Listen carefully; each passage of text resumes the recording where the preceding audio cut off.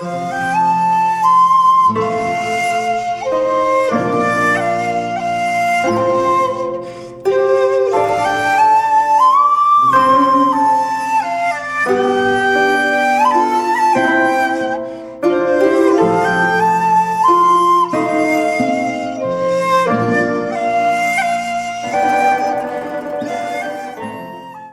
ఊళ్ళో కుటుంబరావు రాంబాబు అనే ఇద్దరు స్నేహితులు ఉండేవారు.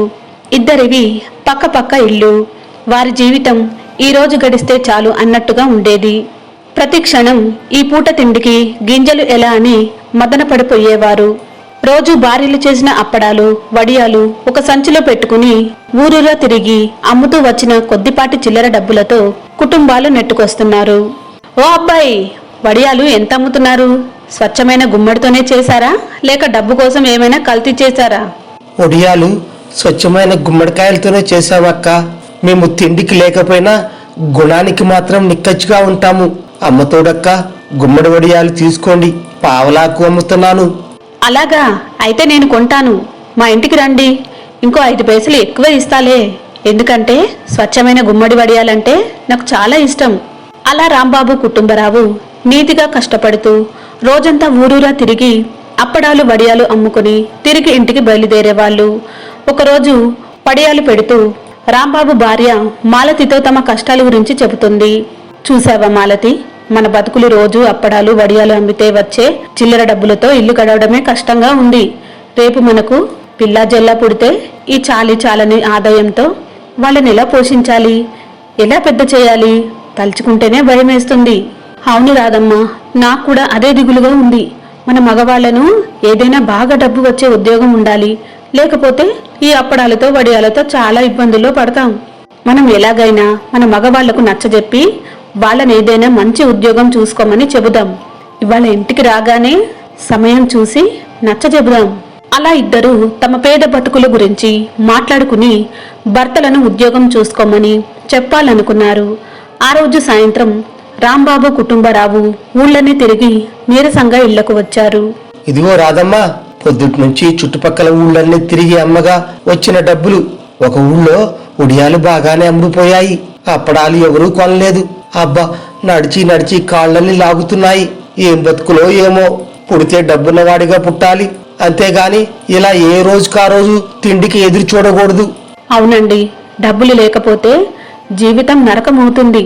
మీ చొక్కాను చూడండి, ఎప్పుడో పుష్కరాలప్పుడు కొన్నారు, ఇప్పటికీ అతుకులు వేసుకుని తిరుగుతున్నారు.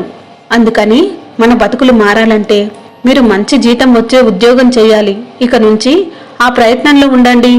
రాదమ్మా, నేను పెద్దగా చదువుకోలేదు, నాలాంటి వాడికి ఉద్యోగం ఎవరిస్తారు చెప్పు? సర్లే, కుటుంబరావుతో కూడా మాట్లాడి ఎక్కడైనా ఉద్యోగం దొరుకుతుందో ప్రయత్నం చేస్తాము. అలా భార్యల సలహా మేరకు రాంబాబు కుటుంబరావు ఉద్యోగ ప్రయత్నాలు మొదలుపెట్టారు. రోజు ఎప్పటిలాగా వడియాలు అప్పడాలు అమ్ముతూనే కనిపించిన వాళ్ళందరినీ ఎక్కడన్నా ఉద్యోగం దొరుకుతుందా అని అడుగుతున్నారు. ఇదిలా ఉండగా ఒకసారి ఆ ప్రాంత జమీందారు తన జమీలో ఉన్న గ్రామాల అభివృద్ధి పరిశీలిస్తూ ఆ రోజు రాంబాబు ఊరు వచ్చి శివార్లలో విడిది చేశాడు. ఆ విషయం ఆ నోట ఈ నోట పాకి రాధమ్మకు మాలతికి తెలిసింది. ఏమండి, జమీందారు మన ఊరు వచ్చారంట, శివార్లలో విడిది చేశారంట. ఇదే మంచి అవకాశం.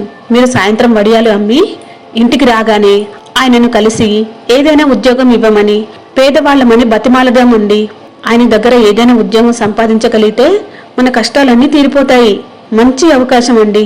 అలాగా మాలతే, అయితే ఈ రోజు నేను వడియాలు అమ్మడానికి వెళ్ళనే. ఎందుకంటే సాయంత్రం నుంచి త్వరగా ఇంటికి రాబోతే జమీందారు దర్శనం లభించకపోవచ్చు.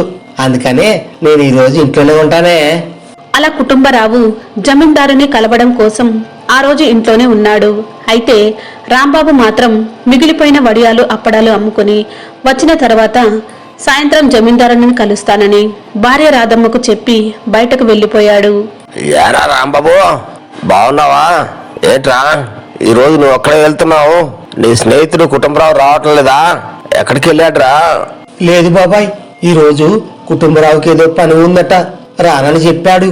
నాకు సరుకు చాలా మిగిలిపోయి ఉంది, 4 ఊళ్ళు తిరిగి అమ్ముకొని వద్దామని వెళ్తున్నా బాబాయ్. అలా చెప్పి రాంబాబు అన్ని ఊళ్ళు తిరిగి మిగిలిన వడియాలు అప్పడాలు అమ్ముకుని తిరిగి తన ఊరికి బయలుదేరాడు. త్వరగా ఇంటికి చేరాలన్న ఆలోచనతో అడ్డదారిలో నడవసాగాడు. అయితే ఇంతలో అకస్మాత్తుగా మబ్బులు కమ్మి పెద్ద పెట్టిన వర్షం ఆరంభమైంది. దానితో పాటు చీకటి కమ్ముకున్నాయి. దూరంగా ఒక నక్క అరుపు వినిపించింది. రాంబాబుకి భయమేసింది. నలుదిక్కులు చూశాడు. దూరంగా దారి పక్కన ఒక పాడుపడిన గుడి కనిపించింది. గబగబా అక్కడికి చేరి బయట నుంచి భక్తితో చేతులు జోడించి త్వరగా వర్షం తగ్గిపోవాలని ప్రార్థించాడు. ఇంతలో గుడిలో నుంచి ఒక గొంతు వినిపించింది. నాయన రాంబాబు, బాగున్నావా? ఇంత వర్షంలో ఇటు వచ్చావేమిటి నాయనా? అలా లోపలి నుంచి మాటలు వినిపించేసరికి రాంబాబు నిర్ఘంతపోయాడు. నువ్వు ఎవరివి స్వామి? ఈ గుడిలో దేవుడివా అని అడిగాడు. నేను ఈ గుడిలో దేవుడిని నాయనా. నీ భక్తి భావం నాకు సంతోషాన్ని కలిగించింది. నీకో వరం ఇవ్వదలిచాను. ఏదైనా వరం కోరుకో నాయనా, వెంటనే తీర్చెదను. ఆహా స్వామి, దయ చూపించినందుకు ధన్యుణ్ణి స్వామి, ధన్యుణ్ణు. నేను ఈ వర్షంలో అడవి మృగాల అరుపుల మధ్య ఈ చీకట్లో చిక్కుని పోయాను. నాకు ఇంటి దగ్గర ముఖ్యమైన పని ఉన్నది స్వామి. నన్ను త్వరగా ఇంటికి చేర్చు, అదే నా కోరిక. రాంబాబు, నీ కోరిక తీరుస్తున్నాను. వెళ్ళిరా నాయన, నీకెలాంటి ప్రమాదం కలగదు. నా దీవెన నీకుంటుంది. వెళ్ళిరా నాయన. అలా దేవుడు అదృశ్యంగా అభయం ఇచ్చేసరికి వెంటనే వర్షం ఆగిపోయింది.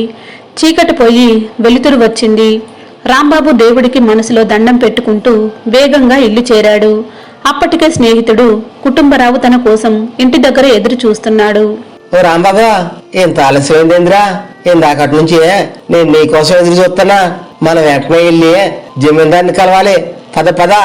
రాంబాబు అలా అడిగేసరికి అడవిలో వర్షం పడటం జరిగిందంతా చెప్పి గుడిలో అదృశ్య దేవుడు వరమిచ్చాడని, ఆయన దయ వల్ల ఇంటికి త్వరగా వచ్చానని చెప్పాడు. ఆ తర్వాత ఇద్దరూ కలిసి జమీందారు దగ్గరకని ఇంటి వాళ్లకు చెప్పి అక్కడి నుండి కదలబోయారు. అంతలో కుటుంబరావు భార్య పెద్దగా కేక పెట్టి మంచం మీద పడిపోయింది. మాల్తే, ఓ మాల్తే, ఏమైందా? ఎందుకు అలా ఉన్నట్టుండి పడిపోయావు? చెప్పు మాల్తే, ఏమైందా? ఓ అమ్మ, నాకు భయం అవుతుందా? మాల్తే, మాల్తే, మాట్లాడు మాల్తే. ఏమండి, నాకు కళ్ళు తిరుగుతున్నాయి, గుండె దడదడగా ఉంది. నన్ను వెంటనే పట్నం వైద్యుడి దగ్గరకు తీసుకువెళ్ళండి, లేకపోతే నేను మీకు దక్కను. అలా కుటుంబరావు భార్య బోరు బోరున ఏడుస్తూ చెప్పేసరికి కుటుంబరావు కంగారు పడిపోయి వెంటనే బాడుగ బండిని తీసుకువచ్చాడు. అందరూ కలిసి మాలతిని బండిలో పడుకోబెట్టడానికి సిద్ధమైనారు. కుటుంబరావు, మాలతికి ఏమీ కాదులే, ధైర్యంగా ఉండు. మేము కూడా నీతోనే వస్తాము. పద, పట్నం తీసుకువెళ్దాం. మీరేమి రావద్దులే అన్నయ్య, ఎందుకంటే మీరు జమీందారుని కలవాలి కదా. మీరు ఉండండి, నేను మా ఆయన పట్నం వైద్యుడి దగ్గరకు వెళ్తాంలే అన్నయ్య. మాలతి తమ వెంట ఎవరూ రావద్దని చెప్పి బాడుగ బండిలో భర్తతో పాటు అడవి వైపు వెళ్ళింది. అడవిలో సమీపించగానే బాడుగ బండి డబ్బు ఇచ్చి పంపించింది. మాలతి చర్యలు గమనిస్తున్న కుటుంబరావు ఆశ్చర్యపోయాడు. ఇదేందే మాలతే, గుండె పన్నావు, కళ్ళు తిరుగుతున్నాయని చెప్పినగానే ఇక్కడికి వచ్చాక ఆ బండాన్ని పంపించేశావు. నాకంత అయమయంగా ఉందే. ఏంటే మాలతే, నీకు ఒంట్లో ధర తగ్గిందా లేదా? గుండె నొప్పి లేదు, ఏమీ లేదండి. నేనే అలా నాటకమాడాను. మీరు కూడా భయపడ్డారు కదూ. విషయం ఏంటంటే, ఆ వెర్రిబాగుల రాంబాబు అదృశ్య దేవుడిని పనికిమాలిన వరం కోరాడు. అతడికి అంతే ప్రాప్తం. మరి ఇప్పుడు నన్ను చూడండి, నేను దేవుడిని ఏం వరం కోరుకుంటాను? ఈ దెబ్బతో మన జాతకం మారిపోతుంది. మాలతి అలా తన నాటకం గురించి భర్తకు చెప్పి అతడిని తన వెనుక రమ్మని అడవి అంతా తిరిగి తిరిగి గుడిని చేరేసరికి అర్ధరాత్రి అయింది. ఓ అమ్మ మాలతే, ఆడిదంతా నడిపించినా గానే ఇక నడవటం నా వల్ల కాదే. అదిగో గుడి దగ్గరికి వచ్చాం. ఏం కోరుకుంటావో కోరుకో. దేవుడా, నిన్ను నమ్ముకుని ఇంత దూరం వచ్చాను, నీకు దండం పెట్టాను. నాకు కూడా ఒక వరం ఇవ్వు స్వామి. మాలతి, నీ భక్తికి మెచ్చితిని. నీకేదైనా వరం ఇవ్వాలనుంది, కోరుకో మాలతి. ఏం కావాలో కోరుకో, తక్షణమే తీర్చెదను. నాకు తెలుసు స్వామి, నువ్వు దయగల దేవుడువని. స్వామి స్వామి, నేను మనసులో ఏమనుకుంటే అది జరిగిపోయే వరం ఇవ్వు స్వామి. నాకు ఆ ఒక్క వరం ఇవ్వు చాలు. ఓ అలాగా, సరే, నీకు వరం ఇచ్చాను, ఇక వెళ్ళు. దేవుడు అలా వరం ఇచ్చేసరికి మాలతి తెగ సంబరపడిపోయింది. ఓ మాలతే, దేవుడు అరచిడిగానే భలే గడిగానే దేవుణ్ణే. సర్లే గాని ఇక మనం ఇంటికి వెళ్దాం పద. ఓ అమ్మో, తిరిగి అంత దూరం నడవాలంటే భయం వేస్తుందా? కాళ్ళన్నీ ఇప్పటికే నొప్పులు ఎత్తున్నాయి. పద పద. అయ్యో, మీరెంత అమాయకులండి. ఈ కటిక చీకటిలో బుద్ధున్న వాళ్ళెవరు ఇంటి దాకా నడిచి వెళ్లరు. ఇప్పుడు మన దగ్గరికి దేవుడి వరం ఉంది కదా, మనకేం భయం లేదు. మాలతి అలా చెబుతూ కళ్ళు మూసుకుని మనసులో మేము క్షణంలో మా ఇంటి వద్ద నుండాలని అని కోరుకుంది. వెంటనే భార్యాభర్తలు వాళ్ళ ఇంటి ముందు ఉన్నారు. అయితే ఈ పాటికే రాంబాబు జమీందారు వద్దకు వెళ్లి తిరిగి ఇంటికి వచ్చారు. కుటుంబరావు, నీకో శుభవార్త. నేను జమీందారు గారిని కలిశాను, నా పేదరికాన్ని వివరించాను. ఆయన నా కష్టాలు తెలుసుకొని నాకు తన దివాణంలో ఉద్యోగం ఇచ్చాడు. అవును చెల్లెమ్మ, ఇంతకు నీ గుండె నొప్పి తగ్గిందా? ఇప్పుడు ఎలా ఉందమ్మా? నా గుండె నొప్పి ఏమోగాని అన్నయ్య, నీకు మాత్రం జమీందారు దగ్గర బండ చాకిరీ చేయాలని రాసిపెట్టి ఉన్నది. మాకు ఇంకా జమీందార్తో పని లేదు, మా దగ్గర దేవుడి వరం ఉంది. అంతేలే మాలతి, ఎవరికెంత ప్రాప్తమో వాళ్ళకి అంతే దక్కుతుంది. అవును, ఇంతకీ నువ్వు దేవుడి దగ్గర సంపాదించిన వరం ఏమిటి మాలతి? అదా, నేను మనసులో ఏమనుకుంటే అది జరిగే వరం కోరుకున్నా. ఇప్పుడే అడవిలో ఉన్నాము, ఇలా వెంటనే మా ఇంట్లో ఉండాలని కోరుకున్నా. ఇదిగో క్షణంలో ఇంట్లో ఉన్నాము. నేను అనుకున్నది అక్షరాల జరిగింది. మాలితే, నాకు అనుమానమే. నువ్వు కళ్ళు మూసి తెరిచేలోగా ఈ ఇంటి ముందు ఉండాలని పనికి వాళ్ళ వరాన్ని కోరుకున్నావేమోనే.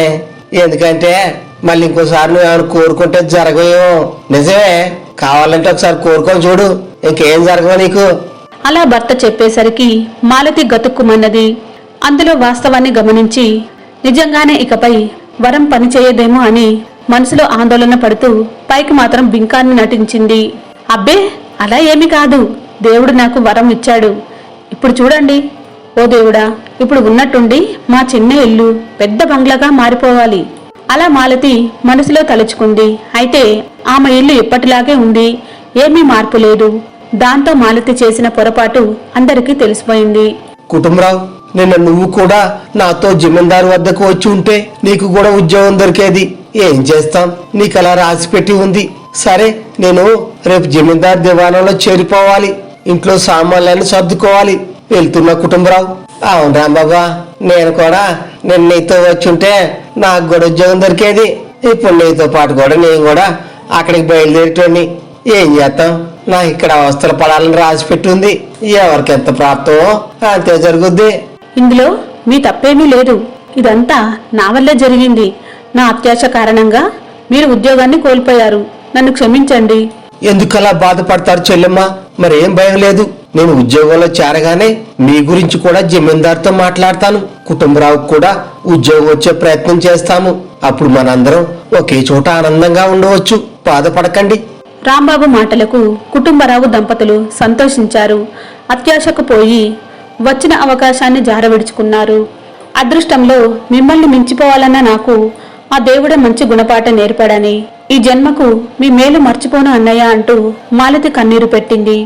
ఆ తర్వాత కొద్ది రోజులకు జమీందారు కుటుంబరావుకి కూడా ఉద్యోగం కల్పించాడు. రెండు కుటుంబాలు ఆనందంగా ఎప్పటిలాగా కలిసి జీవించసాగారు.